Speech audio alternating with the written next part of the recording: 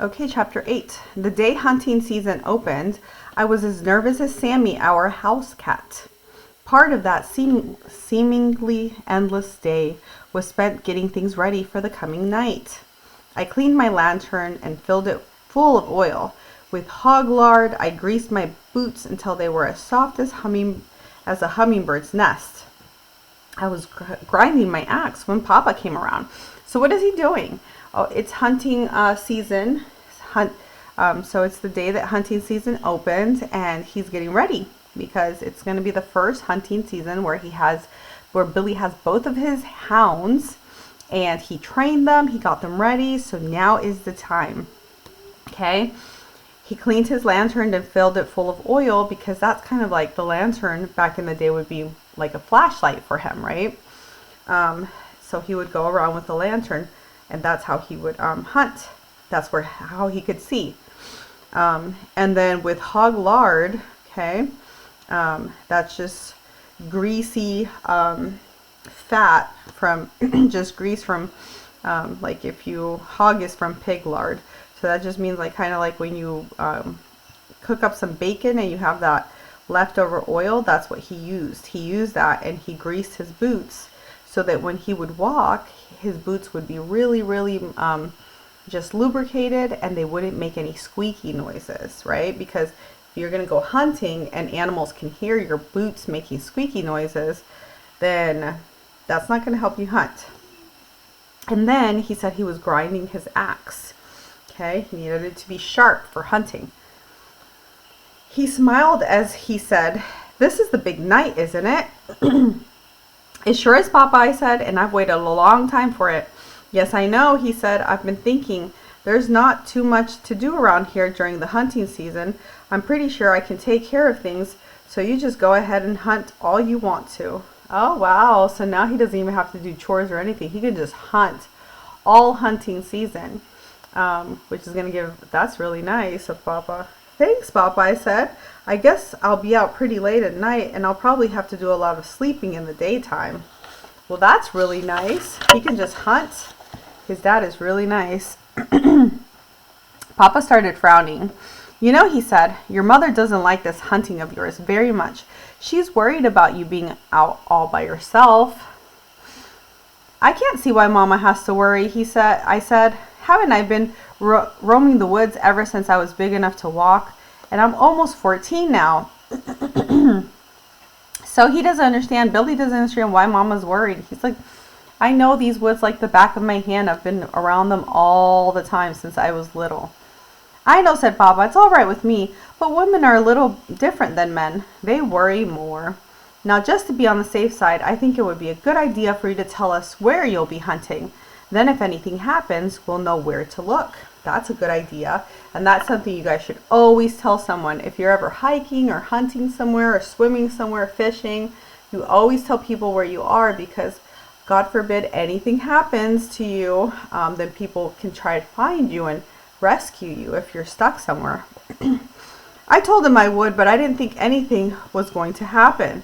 After Papa had left, I started thinking, he doesn't even talk to me like I was a boy anymore. He talks to me like I was a man. Those wonderful thoughts made me feel just about as big as our old red mule. So he felt really excited that his dad sees him as a man, not as a boy anymore. I had a good talk with my dogs. "I've waited almost 3 years for this night," I said, "and it hasn't been easy. I've taught you everything I know, and I want you to do your best." Little Ann acted like she understood. She whined and saved me a wash job on my face. Old Dan may have, but he didn't act like it. He just lay there in the sunshine, all stretched out and limber as a rag.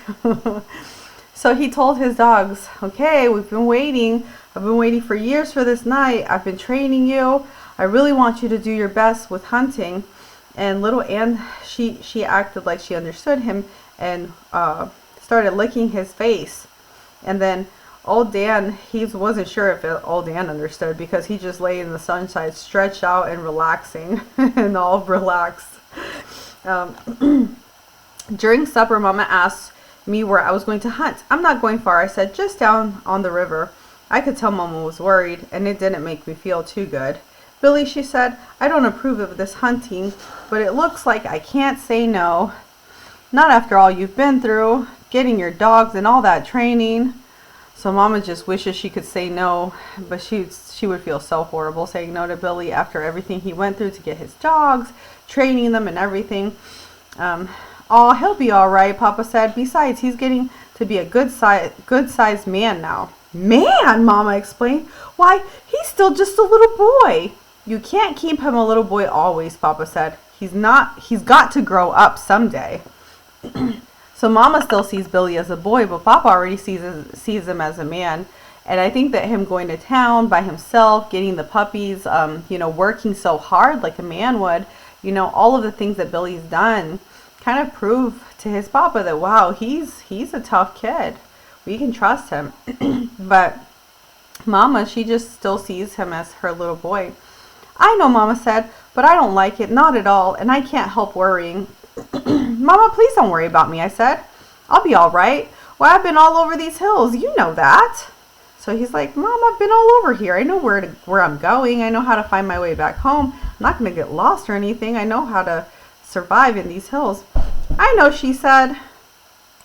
But that was in the daytime. I never worried too much when it was daylight. But at night, that's different. It'll be dark and anything could happen. Okay, so Mom's like, oh, well, yeah, during the day, you're out and about, and I don't worry about it because it's daytime. But in the nighttime, that's when, there's other people hunting. There's other hounds. There's all kinds of creepy creatures that come out at night. So Mom's like, when it's dark at night, then that's why I'm worried.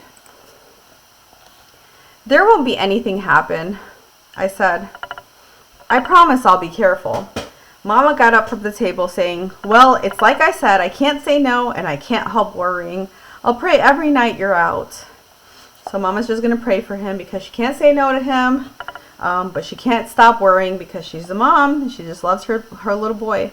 The way Mama had me feeling, I didn't know whether to go hunting or not. Papa must have sensed how I felt. It's dark now, he said, and I understand those coons start stirring pretty early. You'd better be going, hadn't you? So he was starting to have doubts because he just loves his mom. He doesn't want his mom to be worried and stressed out. And so he started getting nervous to go because he's just worried about his mom. So Papa was like, okay, it seems like it's time to go. They start getting out there early, the coons do, so you need to go and start hunting already. While Mama was bundling me up, Papa lit my lantern. He handed it to me saying, I'd like to see a big coonskin on the smokehouse wall in the morning. So Papa's like really trying to encourage Billy, and he said, I want to see a big coonskin on the smokehouse wall because that's where they lay the skins to dry. The whole family followed me out to the porch. There we all got a surprise. My dogs were sitting on the steps waiting for me. Oh, wow. It's like the dogs kind of know that it's time to go. I heard Papa laugh. Why, they know you're going hunting, he said. Know it as well as anything. Well, I never, said Mama. Do you really think they do? It does look like they do. Why, just look at them. So they're just sitting there waiting for Billy. Little Ann started wiggling and twisting. Old Dan trotted out to the gate, stopped, turned around, and looked at me. Sure, they know Billy's going hunting, piped the little one, and I know why.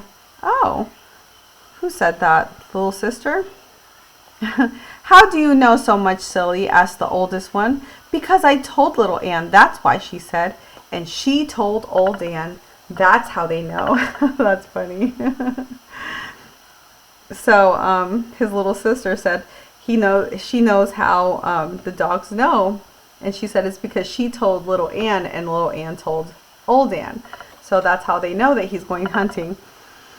We all had to laugh at her.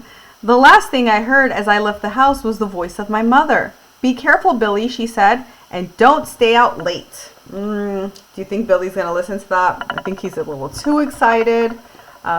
He was so excited that he went to a different town without telling his parents just to get his dogs. I don't know if he's going to follow that rule, not to stay out late when it's the first night of hunting season. It was a beautiful night, still and frosty. A big grinning Ozark moon had the countryside bathed in a soft yellow glow. The starlit heaven reminded me of a large blue umbrella, outspread and with the handle broken off. So it was a beautiful night. It was frosty, and the Ozark moon was yellow, so it just had a yellow glow everywhere. Okay, like an umbrella. Just before I reached the timber, I called my dogs to me. Now the trail will be a little different tonight, I whispered. It won't be a hide dragged on the ground. It'll be the real thing. So remember everything I taught you, and I'm depending on you. Just put one up a tree and I'll do the rest. Okay, so what did he tell his dogs? He said this time we don't have a coon hide. We're actually going after real coons, okay? Because remember last time they trapped that coon with the help of Grandpa, teaching how to do the traps, different traps. And Billy caught the coon. Dad killed the coon, and then with the coon's skin, Billy was just dragging the skin all over everywhere so that the dogs could sniff the coon and find him just by sniffing him out. So he's telling them this is not a coon skin. This is the real deal. So just put a coon inside of a tree and then I can get the coon down. Okay? I turned them loose saying, go get them. They streaked for the timber. That means they just ran towards the trees. By the time I reached the river, every nerve in my body was drawn up as tight as a fiddle string. Big-eyed and with ears open, I walked on, stopping now and then to listen. Okay. The way I was slipping along, anyone would have thought I was trying to slip up on a coon myself. Okay. So everybody who would have seen him would have thought he's trying to just hunt the coons up all by himself. I had never seen a night so peaceful and still. All around me, tall sycamores gleamed like white streamers in the moonlight. A prowling skunk came wobbling up the riverbank. He stopped when he saw me. I smiled at the foxfire glow of his small, beady red eyes. He turned and disappeared in the underbrush. I heard a sharp snap and a feathery rustle in some brush close by. A small rodent started squealing in agony. A night hawk had found his supper. Oh, so a hawk, the rodent started squealing in agony because a hawk was eating him. So yeah, it's like all of these little night creatures are coming out to hunt and to find some supper. Across the river, from far back in the rugged mountains, I heard the baying of a hound. I wondered if it was the same one I had heard from my window on those nights so long ago. Although my eyes were seeing the wonders of the night, my ears were ever alert, listening for the sound of my hounds telling me they had found a trail. Okay. So even though he was checking out everything that he saw that night, you know, he saw the skunk, he saw he saw the hawk eating up the mouse.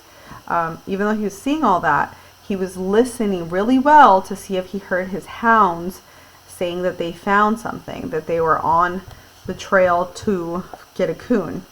I was expecting one of them to bawl, but when it came, it startled me. So he was expecting one of them to start, barking and bawling, but when they finally did bawl, it still scared him. The deep tones of old Dan's voice jarred the silence around me. I dropped my axe and almost dropped my lantern. A strange feeling came over me. I took a deep breath and threw back my head to give the call of the hunter, but something went wrong. My throat felt like it had been tied in a knot. I swallowed a couple of times and the knot disappeared. So I think that Billy has been waiting for so many years because he wanted hounds ever since he was 10. He's about to be 14 now. Okay, so he's been working so hard to get to this point where he could hunt with hounds. That now that it happened, and old Dan is calling him like, "Hey, we're trying to catch a coon. Get over here." Billy's trying to He's supposed to give them the call of the hunter back so that the dogs know that he's on his way, but he couldn't even make the call because he was so excited that he had to swallow a couple of times until The knot in his throat disappeared. As loud as I could, I whooped, "Hooey! Get him, Dan! Get him!" Little Ann came in. The bell-like tones of her voice made shivers run up and down my spine. I whooped to her, "Whoo-wee! Tell it to him, little girl, tell it to him." This was what I had prayed for, worked and sweated for. My own little hounds bawling at the trail of a river coon. I don't know why I cried, but I did. While the tears rolled, I whooped again and again. Oh, he was so excited. Billy was so excited that he cried. He finally got what he wanted, and he worked so hard for it. And it was all because God helped him. They straightened the trail out and headed down the river. I took off after them as fast as I could run. A mile downstream, the coon pulled his first trick. I could tell by my dogs' voices that they had lost the trail. When I came to them, they were out on an old drift, sniffing around. The coon had pulled a simple trick. He had ran out on the drift, leaped into the water, and crossed the river. To an experienced coonhound, the crude trick would have been nothing at all, but my dogs were just big, awkward pups trailing their first live coon. So the coon just went across the river, and then they lost his scent because they're like, wait, where'd he go? Because you can't sniff out anything in a river because the river is moving, right? So whatever water the coons jumped in is already down the river, so you can't smell that. So then they just, right where the river was starting, they just lost the scent. And it was because the coon crossed that river to the other side. I stood and watched, wondering if they would remember the training I had given them. Now and then I would whoop, urging them on. Old Dan was having a fit. He whined and he bawled. He whimpered and cried. He came to me and reared up, begging for help. "I'm not going to help you," I scolded, "and you're not going to find him out on that drift. If you would just remember some of the training I gave you, you could find the trail. Now go find that coon." Okay, so old Dan wanted him to just help him, wanted Billy to help him find the coon, but Billy said, "No, you need to figure it out." He ran back out on the drift and started searching. Little Ann came to me. I could see the pleading in her warm gray eyes. "I'm ashamed of you, little girl," I said. "I thought you had more sense than this. If you let him fool you this easily, you'll never be a coon dog." She whined, turned, and trotted downstream to search again for the lost trail. Okay, so Billy wants them to learn. He doesn't want to do everything for them because then they'll never learn. I couldn't understand. Had all the training I had given them been useless? I knew if I waded the river, they would have followed me. Once on the other side, it would be easy for them to find the trail. I didn't want it that way. I wanted them to figure it out by themselves. The more I thought about it, the more disgusted I became. I sat down, buried my face in my arms. He was so disappointed. Why was he disappointed? Because he had spent all summer long trying to teach them and trying to train them. And he taught them already that sometimes coons cross the river, so you have to go across the river. And remember, at the beginning, they didn't want to cross the river because they didn't want to get wet, but then they learned how to cross and they ended up loving the water. So he did so much to get them accustomed to the water, to get them to not be scared of the water, to get them to cross the river. And now they're just here like, "We don't know what to do. Help us." So he's so disappointed. Like, come on, remember our training, guys. Out on the drift, old Dan started whining. It made me angry, and I got up to scold him again. I couldn't understand his actions. He was running along the edge of the drift, whimpering and staring downriver. I looked that way. I could see something swimming for the opposite shore. At first I thought it was a muskrat. In the middle of the stream where the moonlight was the brightest, I got a good look. It was little Ann. With a loud whoop, I told her how proud I was. My little girl had remembered her training. So now little Ann was actually swimming to the opposite shore of the river because she remembered, oh yeah, they will cross the river, the coons will, and I have to cross too.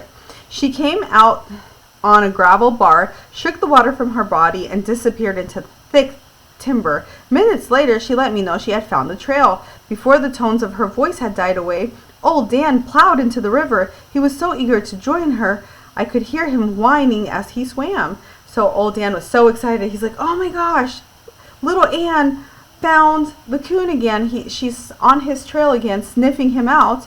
I need to get over there. So he started swimming across the river too. As soon as his feet touched bottom in the shallows, he started bawling and lunging. White sheets of water knocked high into the moonlight, but his churning feet gleamed like thousands of tiny white stars. So he was so excited that when he got to the edge of, when his feet touched the ground, he was still in water, but he started lunging and kicking, and his feet pulled up water from the from the bottom and just threw it into the sky. He came out of the river onto a sandbar. In his eagerness, his feet slipped in the loose sand and down he went. He came out of his roll, running and bawling. Ahead of him was a log jam. He sailed over it and disappeared down the riverbank. Seconds later, I heard his deep voice blend with the sharp cries of little Ann. Okay, so now that he reached little Ann, old Dan did. So now they're both, just bawling over there so that Billy can join them. At that moment, no boy in the world could have been more proud of his dogs than I was. Never again would I doubt them.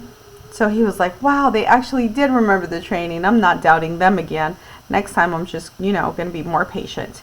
I was hurrying along, looking for a shallow riffle so I could wade across. When the voices of my dogs stopped, I waited and listened. They opened again on my side of the stream. The coon had crossed back over. Okay, so the dogs stopped barking, stopped bawling, and then they crossed the river again because that's what the coon did. So they're chasing him. I couldn't help smiling. I knew that never again would a ringtail fool them by swimming the river. So this is the second time that the coon crossed the river, and the dogs followed him. So now he knew, okay, now they know that coons will cross the river and they're never going to lose the scent like that again. The next trick the old fellow pulled was dandy. He climbed a large water oak standing about 10 feet from the river and simply disappeared. Okay, so he climbed a water oak, and when he was in the water oak, then the dogs couldn't see him. I got there in time to see my dogs swimming for the opposite shore. For half an hour they worked that bank. Not finding the trail, they swam back. I stood and watched them. They practically tore the riverbank to pieces looking for the trail. So he's in the middle, he's somewhere in the river, right? In an oak that was just in the river, and so it's hard to find the trail when you're inside the river. You can't smell the water to find the dogs. Old Dan knew the coon had climbed the water oak. He went back, reared up on it, and bawled a few times. There's no use in doing that, boy, I said. I know he climbed it, but he's not there now. Maybe it's like Grandpa said. He just climbed right on out through the top and disappeared into the stars. That seems a little hard to believe. He just disappeared? My dogs didn't know it, but I was pretty well convinced that that was what the coon had done. They wouldn't give up. Once again, they crossed over to the other shore. It was no use. The coon hadn't touched that bank. They came back. Old Dan went up the river and little Ann worked downstream. So they really wanted to find that coon that went into that water. What was it? A water oak. An hour and a half later, they gave up and came to me begging for help. I knelt down between their wet bodies. While I scratched and petted them, I let them know I still loved them. Aw, that's nice. I'm not mad, I said. I know you did your best. If that coon can fool both of us, then we're just beat. We'll go someplace else to hunt. He's not the only coon in these bottoms. Just as I picked up my axe and lantern, little Ann let out a bawl and tore out down the riverbank. Old Dan, with a bewildered look on his face, stood for a moment looking after her. Then, raising his head high in the air, he made my eardrums ring with his deep voice. I could hear the underbrush popping as he ran to join her. So it looks like they found the coon again. Let's see. I couldn't figure out what had taken place. Surely little Ann had heard or seen something. I could tell by their voices that whatever it was they were after, they were close enough to see it, and they were probably running by sight. The animal left the bottoms and headed for the mountains. Whatever it was, it must have realized my dogs were crowding it too closely. At the edge of the foothills, it turned and came back towards the river. Oh, okay. So he didn't know what it was, but it was an animal that was trying to head towards the mountains. So it came back towards the river. at the edge of the foothills. I was still trying to figure out what was going on when I realized that on striking the river, the animal had again turned and was coming straight toward me. I set my lantern down and tightened my grip on the axe. I was standing my ground quite well when visions of bears, lions, and all kinds of other animals started flashing across my mind.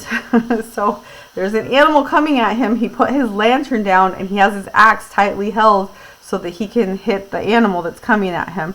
I jumped behind a big sycamore, and I was trying hard to press my body into the tree when a big coon came tearing by. 25 yards behind him came my dogs, running side by side. I saw them clearly when they passed me, bawling every time their feet touched the ground. Oh gosh, so they're about to get this coon, and he said it's a big one. After seeing that there was nothing to be scared of, once again, I was the fearless hunter, screaming and yelling as loud as I could, "Get him, boy, get him!" I tore after them. The trails I knew so well were forgotten. I took off straight through the brush. I was tearing my way through some elders when the voices of my dogs stopped. Okay, so he's trying to chase them, and they keep, every time they hit the ground when they're running, then they just keep bawling and screaming, and so that he can hear them and follow them. But then all of a sudden they just stopped. Holding my breath, I stood and waited. Then it came, the long drawn out bawl of the tree bark. My little hounds had done it. They had treed their first coon. So the coon went up into the tree. So let's see how they plan on getting him down. When I came to them and saw what they had done, I was speechless. I groaned and closed my eyes. I didn't want to believe it. There were a lot of big sycamores in the bottom, but the one in which my dogs had treed was the giant of them all. Oh no. So for some reason, Billy, they picked the biggest tree, and that's a problem. So I don't know if he's planning on cutting down the tree or why it's a big problem that, that they picked the biggest tree. While prowling the woods, I had seen the big tree many times. I had always stopped and admired it. Like a king in his own domain, it towered far above the smaller trees. So every time he would be playing in the woods, he had seen this big tree. It was so huge that it made all the other trees look really small. It had taken me quite a while to find a name suitable for the big sycamore. For a while, I had called it the chicken tree. In some ways, it had reminded me of a mother hen hovering over her young in a rainstorm. Its huge limbs spread out over the small birch, ash, box elder, and water oak, as if it alone were their protector. So when he would see this tree, just because it had all these branches out, kind of covering all the rest of the trees, then he thought of it as the chicken tree, and that the hen was kind of like, it was like a big. Okay, so like I was saying, he thought of it like a hen, right? Like a hen who was just taking care for her of her baby chickens, and the baby chickens were the other small little trees. Next, I named it the giant. That name didn't last long. Mama told us children a story about a big giant that lived in the mountains and ate little children that were lost. Right away, I started looking for another name. Okay, he didn't like that name because of the creepy story his mom told him. One day, while lying in the warm sun staring at its magnificent beauty, I found the perfect name. From that day on, it was called the Big Tree. I named the bottoms around it the Big Tree Bottoms. The Big Tree Bottoms. Okay. This tree he called the Big Tree. Walking around it and using the moon as a light, I started looking for the coon. High up in the top, I saw a hollow in the end of a broken limb.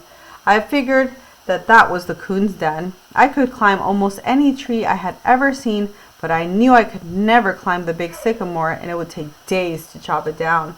Okay, so he looked up and he saw that there was a hollow end of a broken limb, and he knew that was where the coon lived. So he went in there and he was staying in there.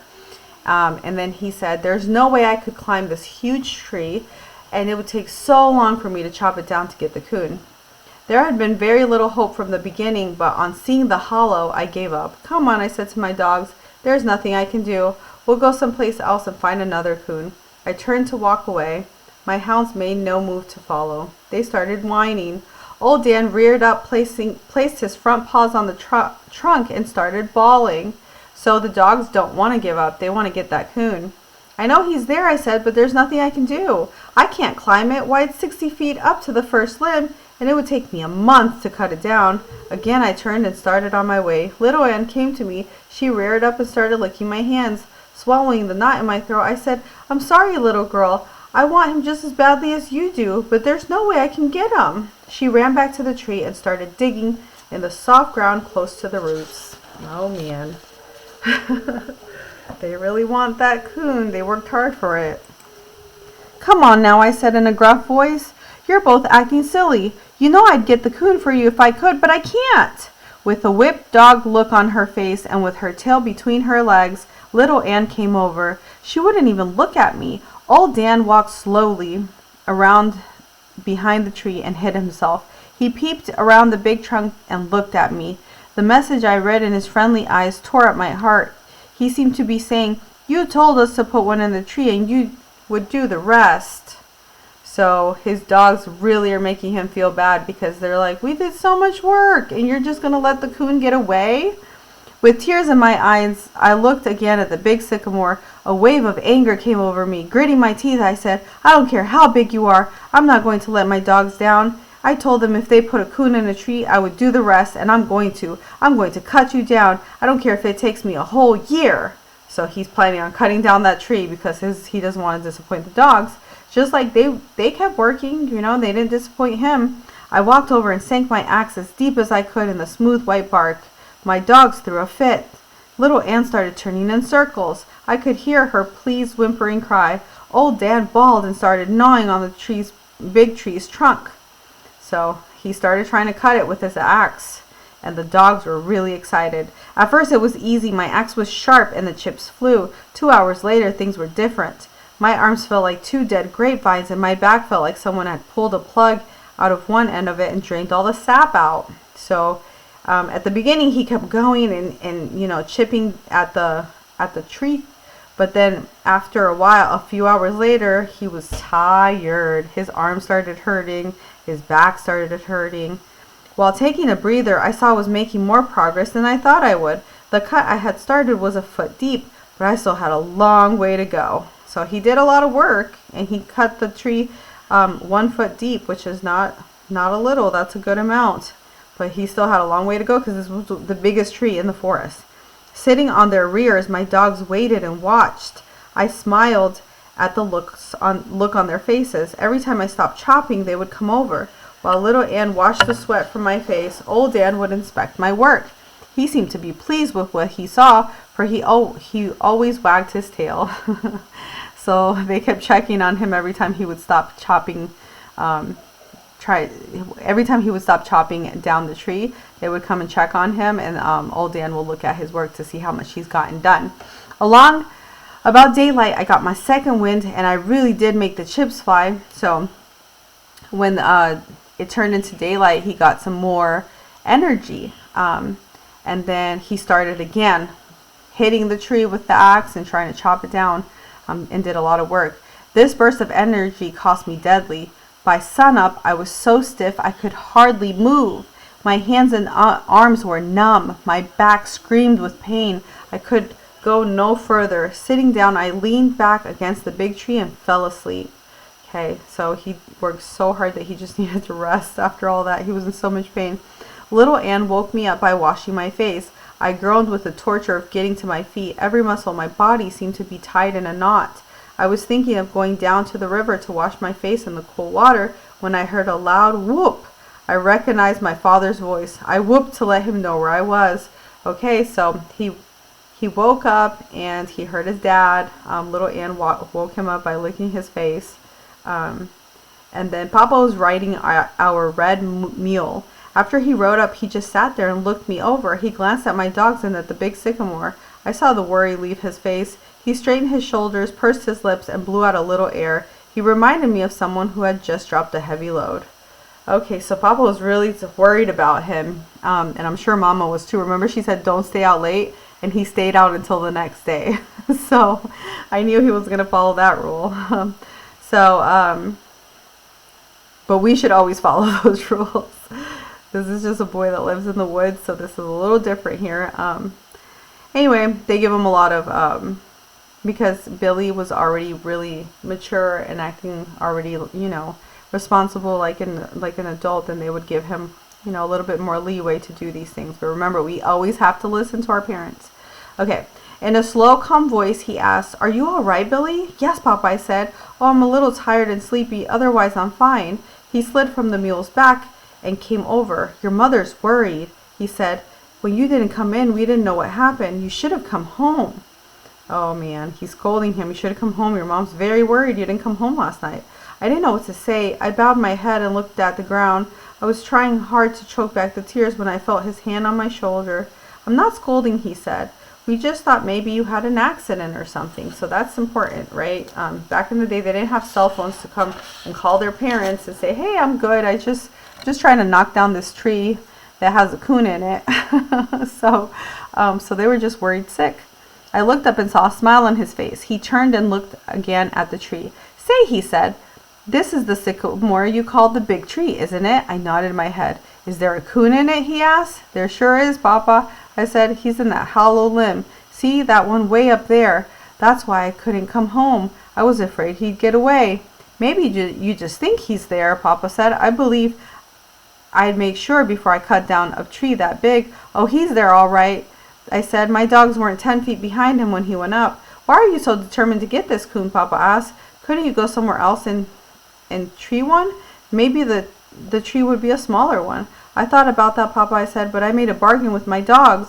I told them if they would put one in a tree, I'd do the rest." "Well, they fulfilled their part of the bargain. Now it's up to me to do my part, and I'm going to, Papa. I'm going to cut it down.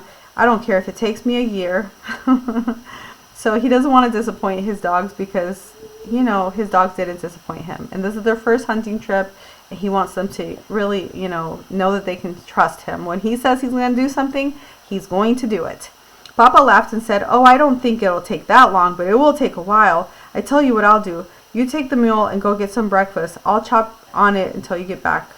"No, Papa," I said. "I don't want any help. I want to cut it down all by myself. You see, if someone helps me, I wouldn't feel like I kept my part of the agreement." Okay, so Papa said, "I'll help you chop it down. So you go get some breakfast, and then I'll start chopping on it, and then you can come back after you eat." And he said, "No, I need to do it myself because I told my dogs I would do it, so I can't have someone else do it." An astonished look came over my father's face. "Why, Billy," he said, "you can't stay down here without anything to eat and no sleep. Besides, it'll take you at least 2 days to cut that tree down, and that's hard work. Papa, please," I begged, "don't make me quit. I just have to get that coon. If I don't, my dogs won't ever believe in me again." Papa didn't know what to tell me. He scratched his head, looked over to my dogs and back at me. He started walking around. I waited for him to make up his mind. He finally reached a decision. So Papa's trying to think, what am I going to do? This kid needs to eat. He needs to sleep. It's going to take him days to cut down this tree. I can't just leave him here. "Well, all right," he said. "If that's the way you want it, I'm for it, even if it's only agreement between you and your dogs. If a man's word isn't any good, he's no good himself." So that's what he's saying. If you give somebody your word, you say you're going to do something, then you're supposed to do it. Because if not, then, then that's like a really bad character flaw. "Now I have to get back and tell your mother that you're all right. It's a cinch that you can't do all that kind of work on an empty stomach. So I'll send your oldest sister down with a lunch bucket." Oh, that's nice. So he's going to go tell Mom what's happening, and then he's going to send Billy's oldest sister to bring him lunch. With tears in my eyes, I said, "Tell Mom I'm sorry for not coming home last night." "Don't you worry about your mother," he said as he climbed back on the mule's back. "I'll take care of her. Another thing, I have to make a trip to the store today and I'll talk this over with your grandfather. He may be able to help some way." Okay, so he said, "Don't worry, I'll tell Mama that you're okay. She'll be fine," because Billy was worried about his mom. And then he said he has to go to the store and talk to Grandpa, and maybe Grandpa can help with this coon and the tree. After Papa left, things were a little different. The tree didn't look as big, and my axe wasn't as heavy. I even managed to sing a little as I chopped away. It's like Papa brought him good spirits, right? Because he knows that lunch is on the way, that maybe Grandpa might come and figure out a way to help. When my sister came with the lunch bucket, I could have kissed her, but I didn't. She took one look at the big tree, and her blue eyes got as big as guinea's egg. So he saw his sister with the lunch and he got very happy. "You're crazy," she gasped, because she saw how big the tree was. "Absolutely crazy. Well, it'll take a month to cut that tree down, and all for an old coon." I was so busy with the fresh side pork, fried eggs, and hot biscuits, I didn't pay much attention to her. After all, she was a girl, and girls don't think like boys do. She raved on, "You can't possibly cut it down today, and what are you going to do when it gets dark?" "I'm going to keep right on chopping," I said. "I stayed with it last night, didn't I? Well, I'll stay till it's cut down. I don't care how long it takes." My sister got upset. She looked at me, threw back her small head, and looked up at the top of the big sycamore. "You're as crazy as a bed bug," she said. "Why, I never heard of such a thing." So he said he's going to stay there and he's not leaving until he cuts it down. And the sister thinks he's crazy because it's a huge tree. She stepped over in front of me and very seriously asked if she could look in my eyes. "Look in my eyes?" I said. "What do you want to do that for? I'm not sick." "Yes, you are, Billy," she said. "Very sick. Mama said when old man Johnson went crazy, his eyes turned green. I want to see if yours have." So she's trying to look into Billy's eyes to see if they're green, because I guess old man Johnson, whoever that is, his eyes turned green. This was too much. "If you don't get out of here," I shouted, "you're going to be red instead of green, and I mean that." I grabbed a stick and started towards her. Of course, I wouldn't have hit her for anything, so he just scared his sister. "Get out of here, you're going to be red instead of green," because he said he was threatening to hit her with the stick. And he said he wasn't going to do that. He just wanted her to stop looking at him like he's crazy. This scared her, and she started for the house. I heard her say something about an old coon as she disappeared in the underbrush. So it scared his sister, so she ran home. Down in the bottom of my lunch bucket, I found a neat little package of scraps for my dogs. While they were eating, I walked down to a spring and filled the bucket with cool water. My food did wonders for me. My strength came back.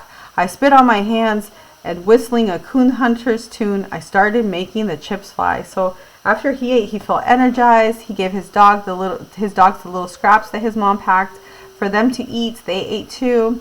And he started again hitting the tree with the axe and when he says making the chips fly, that's because he's trying to cut down the tree, and every time he hits it with his axe, then little chips of wood fly.